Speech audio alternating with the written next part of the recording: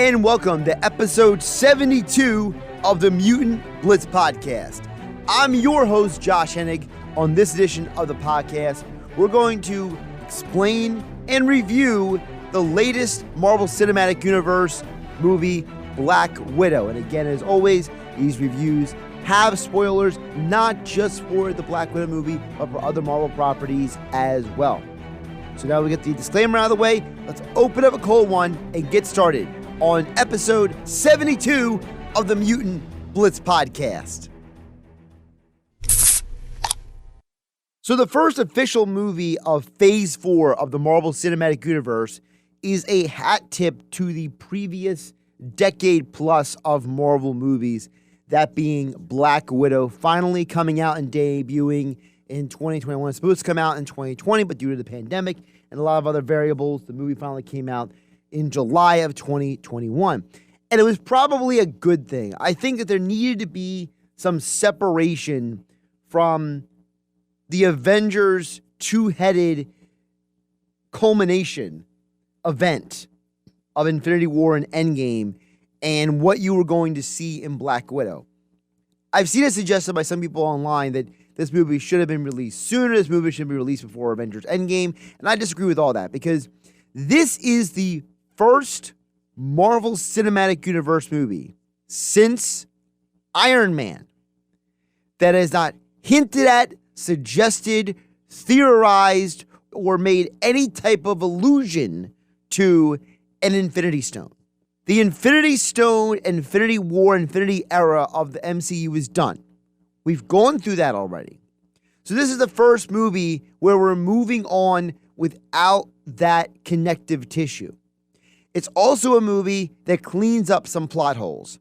As we see in the movie, Natasha Romanoff's Black Widow is escaping from Thunderbolt Ross and his, whatever you want to call it, squad that hunts down Sokovia Accord violators. They got to come up with a better name than that, obviously. But the point is that she's running from them. And she gets away very, very successfully.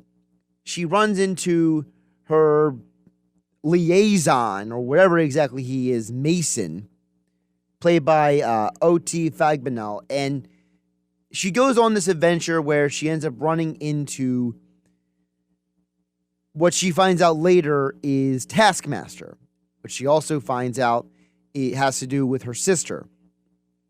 Come to find out that even though Natasha removed herself from the world of the Black Widow program, that there were other people who were still not just in the Black Widow program, but were being completely and utterly controlled on an entirely new level by the Black Widow program. And so the movie goes through this process of the two sisters reuniting. You see at the beginning of the movie that they used to have a childhood together. They were a family. Yelena, Natasha, Alexei, Melina, and their family was basically a front for an investigative mission by Alexei and Melina for Dreykov. Now, you may remember the name Dreykov from Loki mentioned to Black Widow that she killed Dreykov's daughter. You see the event where she thinks she kills Dreykov's daughter. In the movie, I say she thinks she does because, spoiler alert, Dreykov's daughter is not 100% dead. She's brought back from the dead by Dreykov and turned into the killing machine known as Taskmaster, or as the film calls it, the Taskmaster program. Now, this is very important to keep that word in mind, Taskmaster program. I will get to that a little bit later in the pod. But for right now, I'm going to just give you an overview of the synopsis of the movie. Basically, the movie goes through this journey of reconnecting characters from Natasha's past, reconciling their differences and their issues, and then they come together as a family to take down Dreykov. And there's a lot of hard truths that have to be worked through by everyone involved. Natasha has to come to the realization that she has acted selfish at times, despite the fact that she's been a superhero saving the world. When it came to people who were very close to her in her past, she was being very selfish in many different ways. Yelena has to come to the realization that even though she idolizes her sister and even though she's angry with her sister about certain things, that her sister is trying to do the right thing and that Yelena needs to forgive people as well. So Natasha needs to forgive herself. Yelena needs to forgive others. Meanwhile, Alexei and Melina have been living in a world that they created in their own minds about everything around them. Melina had no idea that the work that she was doing of manipulating and controlling people was being used on the Black Widows against their will, and specifically was used on Yelena. Alexei has no idea of all the evil that has been going on while he's been in prison, and how selfish he was in his own grandiose vision for his own destiny as a super soldier, the Red Guardian of the Soviet Union. So all four of them have to work through this process of redemption, forgiveness, understanding each other, being open to each other. And by the end of the film, they are basically a version of a family again. And it's really cool to see the whole process play out, because many times the Marvel movies get so caught up in the action and the suspense, you forget about the human factor. And that may be a little bit boring to some people, but it's the humanity of the character that identifies with the reader of comics, with the majority of the viewers. You identify with elements of these characters' personalities, what they think, their moral code, what means important to them. You know, when Alexei says things like family, it might remind you of a movie like The Fast and Furious, where family is the code of Dominic Toretto. Well, Alexei claims that that's his code. He doesn't live up to his own code. Then he has to backtrack and then follow up with what he said earlier in the movie. And, he does his best, but he's obviously out of shape. The super soldier serum that's coursing through his veins is obviously keeping him going. There's also a very funny moment where Yelena calls him Red Dynamo instead of Red Guardian, which offends him because he's not Red Dynamo. For those who don't know, Red Dynamo is the Russian version of Iron Man in the comics. And I don't think it was an accident they mentioned Red Dynamo. Remember, I told you guys before here on the Mutant Blitz Podcast, back in Captain America Winter Soldier, when they were asking Agent Sitwell, about the program that Hydra created to snuff out people all around the world, he mentions Stephen Strange. Nobody had seen Doctor Strange yet, but he was giving a precursor to Doctor Strange coming. So don't be surprised if at some point we see Red Dynamo in a Marvel show or film or movie of some version down the road, because they don't mention things by accident in the Marvel Cinematic Universe. Now, beyond that, you see at the end of the movie, she goes back to her liaison, Mason, and you see where she gets the Quinjet that ends up being used by Steve Rogers and Sam Wilson at the beginning of Avengers Infinity War. You see her with her blonde hair, with the haircut that you see in Avengers Infinity War. So the movie does a very good job at bridging what went on with Natasha from Captain America Civil War to Infinity War in terms of how she got there to that point in time. I think the movie does have a couple of flaws. One of them being specifically Mason. I felt that the character of Miss Mason was completely misused and shortchanged. I need to see more of Mason. I need to know more about Mason. I need to know, who are his clients? How does Natasha know him?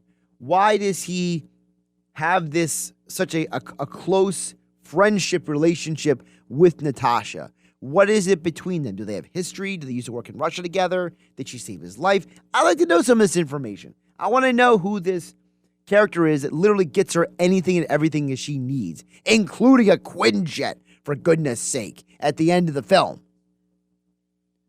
That's the one flaw of the film. The second flaw of the film is they don't let the scene play out where Natasha talks to Secretary Ross and hands him the information about Dreykov and the Black Widow program and everything. They don't show that scene at all. I think that would have been very good to have a deeper explanation for why she just stood there and let Ross come to her and she was able to walk away. I wanted to see that conversation. I would have liked to have seen how all of that went down. Does Ross give her all right, well, this is your get out of jail free card? Is it one of those deals where she ultimately did him a favor that nobody realized? Did the Dracoff situation, turn out to be she cleaning up one of his old messes, potentially? I would have liked to have known this information. And I think the part of the reason why you didn't get either of those flaws I just pointed out with Mason and with Secretary Ross is because I think the movie was a little bit too hyper-focused on moving along. And I know at times films have a tendency to say, okay, what can we cut out? What do we need? What don't we need? What's necessary? What's not necessary? But in telling a story, you don't want to shortchange anything. You don't want to cut corners on anything. Because when you start doing that, people are going to ask questions like I am right now. And like I said, I think it would have been beneficial if they would have done that. The movie was 2 hours and 13 minutes. You're telling me that another 7 minutes would have killed the film? Seriously. You could have taken 3 or 4 minutes to explain who Mason is, and the other 3 or 4 minutes you didn't use for Mason on the visual showdown between Natasha and Secretary Ross. I mean, you already had William Hurt on site to film the movie. You're telling me all of a sudden you can't get him to do another scene? Or was it on his contract? I don't know. The whole thing seems wonky. So, again, this isn't the greatest Marvel movie. It's not going to go on the pantheon of Ultimate Marvel movies. But Black Widow made the same amount of money in its opening weekend as Thor Dark World. So, just think about that as a comparison. It's not that Thor Dark World was a bad movie. It just wasn't one of the best Marvel movies. And I think Black Widow falls in the same category. It's not one of the best, but it's definitely not, quote-unquote, the worst. Okay, it's not, people hate Iron Man 3. It's not Iron Man 3. Some people try to say the Incredible Hulk movie is part of the MCU, even though it's not the Hulk. Incredible Hulk with Edward Norton, okay? It's not those movies. And I think it definitely left you more satisfied than Spider-Man Far From Home did. In that Spider-Man Far From Home left you just asking questions, wanting more, and just feeling a little bit unsatisfied. You walk away from Black Widow satisfied that you got the story and the outcome that you wanted in terms of the overall picture. But it's the ending of Black Widow that is most important. The post-credit scene gives you a moment where Yelena is visiting Natasha's grave. And obviously they don't have Natasha's body, so her body's in the grave. But the idea is that, she's paying her respects and she's spending time with the dog that she said earlier in the movie that she always wanted. She always wanted a dog. So she brought the dog with her to see Natasha's grave. And that's when she runs into Valentina Allegra de Fontaine, played by Julia Louis-Dreyfus.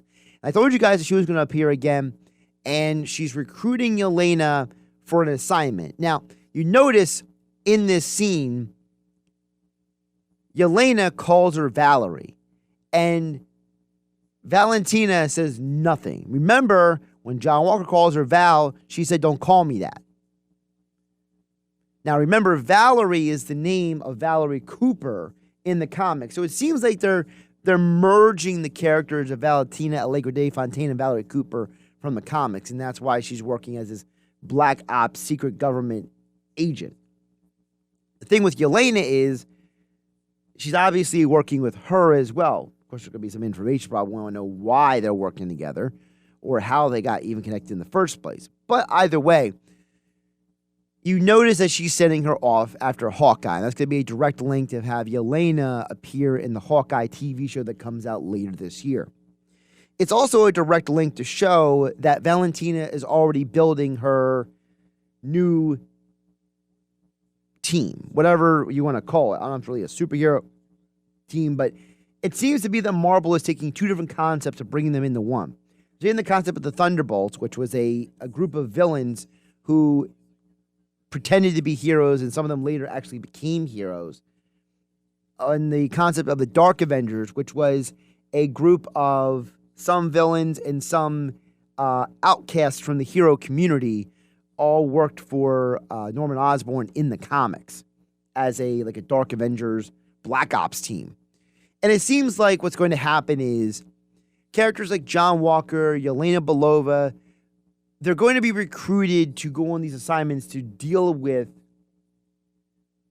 basically the issues that Thunderbolt Ross couldn't handle himself, which was dealing with the Avengers, keeping the Avengers under control. And they're using the excuse that Hawkeye, they're claiming, killed Natasha, which we know that he didn't. But the government probably wants him handled because, during the blip, he just went around and killed all of these mobsters and gang lords and all of these bad people indiscriminately. And having a guy on the level of the Punisher internationally going around killing people just is a bad look for a lot of people who are in powerful places because they're worried, are they going to be next? So that's basically what's going on with Valentina. And we know that Yelena isn't going to be a bad guy because Florence Pugh's character in the comics is not a bad guy. She isn't a bad guy in this movie. And there's probably going to become a moment where her and Hawkeye become friends or they start working together or whatever. Here's the problem I have, though. There's a lot of speculation that she's the new Black Widow. But in the comics, Yelena also is known as by the superhero nickname White Widow. You notice the white suits that they wear in the film. Her and Natasha. I'm wondering if Florence Pugh is actually, her character Yelena Belova, will become the White Widow as kind of like a redemption that she's graduated from the Black Widow. She's not going to be the same as her sister, that she's going to be different. So keep an eye on the name, if it's actually going to be Black Widow or White Widow. I'm leaning toward White Widow, though, because that's kind of the tradition of the comics. And again, they were wearing these white suits in the movie, so it would make a lot of sense. The other thing to keep an eye on is the other characters that were left alive at the end of the movie. Obviously, we saw Alexei and Melina take all of the other Black Widows who had been freed from mind control with them when they were escaping, right? Along with the young Taskmaster, Antonia. Well, Antonia obviously is, awakened from the control of her father. And you have to wonder, they mentioned the Taskmaster program. Is Antonia going to be the person who bridges the gap to bring you the Taskmaster from the comics, the famous villain, anti-hero, Tony Masters, who is actually a better version of what you saw from Taskmaster in this movie? Basically, Taskmaster in the comics is a guy who, because he takes a version of Super Soldier Serum, it causes him to forget a lot of his memories. And every time he takes on a new fighting style, he loses a piece of his memory. And he's a guy who trains villains, he trains heroes, he fights bad guys, he fights good guys. He just, he's kind of like out there doing his thing. He doesn't really have any specific alliances. And because they called it the Taskmaster program, I'm wondering, is there going to be another Taskmaster eventually? Because if you're calling it a program, you're not saying she is the Taskmaster. You're saying this is something that they created and she's embodying the program. And you saw at one point, Dreykov is, basically doing things to the back of her head. Well, she has something in the back of her head, it looks like, as some sort of like control element or something that is basically manipulating her or causing or enhancing her abilities. So keep an eye on that in the future of the Marvel Cinematic Universe. Also, there's no way that you introduce Melina and Alexei, Rachel Weisz's character Melina and David Harbour's character Alexei, and you're never going to see them again. I feel pretty comfortable saying, because they're not dead and because they're clearly trying to do the right thing and be good people, you're going to see them again. Now, I don't know if you're going to see them in the Hawkeye show, but there are a couple places that they could show up or make an appearance or have something to do with. You have Captain America 4. You could see that Yelena goes to help Sam Wilson with something and she brings her family with her. So the places like that, I could definitely see them. But I don't think we're seeing the end of Red Guardian and Iron Maiden. That's Melina's character from the comics, by the way. She's a phenomenal assassin and a superior intellect in Marvel Comics. And you saw how super genius she was and effective she was as a fighter in the movie as well. So again, at the end of the day, Black Widow was a fun movie. It didn't do a lot to set up the rest of the Marvel Cinematic Universe. I think the TV show Loki is doing a lot more to do with that. But I think that what it did is it helped you get some closure on some past elements. You finally saw what Budapest is all about. You got some more information about Natasha's background. You got more information on Russia's assassin program, the Black Widow program. And you saw the groundwork for, different characters who can show up in the future. And obviously the biggest introduction is Florence Pugh's Yelena Belova. And like I said, I expect Yelena to have more than just a passing role in the upcoming Hawkeye show. I wouldn't be surprised if she appears in other properties. Like I said, Captain America 4, maybe even Deadpool 3. Again, that would be hilarious if they appeared in that. There might be something for them to do in some other shows. Again, I'm not projecting too far out because Marvel's been very secretive about some of these projects. So here's what we do know. We know that the next Marvel movie coming out is Shang-Chi. We know that after that, it's the Eternals at the end of the year, along with Spider-Man No Way Home. So all of those movies are supposed to be setting up the next phase. And of course, Miss Marvel and Hawkeye are supposed to come out later 2021. 2022 is going to have Doctor Strange Into the Multiverse of Madness, which is going to be directly connected to Loki's show and Spider-Man No Way Home. Thor Love and Thunder is going to be the next big ensemble movie with a lot of different characters, a lot of different people involved. Same thing with Black Panther Wakanda Forever. I wouldn't be surprised if there's a ton of people who appear in that, including Sam Wilson's Captain America and Bucky Barnes' Winter Soldier. You have the Marvels movie that comes out in late 2022 as well. And then the Disney Plus shows Disney Night, She-Hulk, Secret Invasion, and Guardians of the Galaxy Holiday Edition. So that's basically your Phase 4 in a nutshell. And I think Black Widow doesn't really have a huge effect on Phase 4, but she definitely is the connective tissue like Iron Man 3 was for his bridge between Avengers and the next phase of movies, just like Ant-Man was a nice setup for the next phase of movies after Avengers Age of Ultron. This movie does the same thing. Again, it's not the greatest movie in the world. I thought it was very well done by all the actors and actresses. I enjoyed the movie. I thought it was fun. It was a nice, fitting, everything that you needed for the Black Widow character, Natasha Romanoff. And I'm excited to see what Florence Pugh does moving forward as I call her, White Widow. I'd be surprised if they continue the Black Widow moniker. I think they're going to go with White Widow, and she's going to have a major role in the MCU going forward in multiple properties.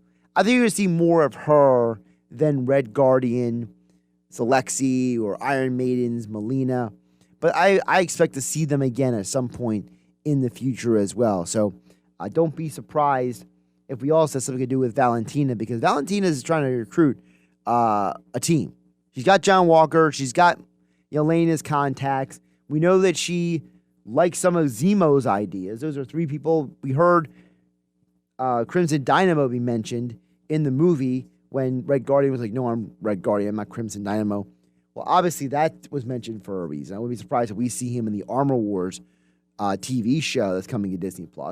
So there's a lot of ways these characters can be taken. I'm looking forward to see how they ride this out. I know Marvel has a great big plan. I mean, they got movies planned out, movies and TV shows that are planned out through 2024 at this point in time. So you know that it's full steam ahead for a lot of these characters and a lot of these concepts. And of course, I'm looking forward to discussing all of that with you here on the Mutant Blitz Podcast.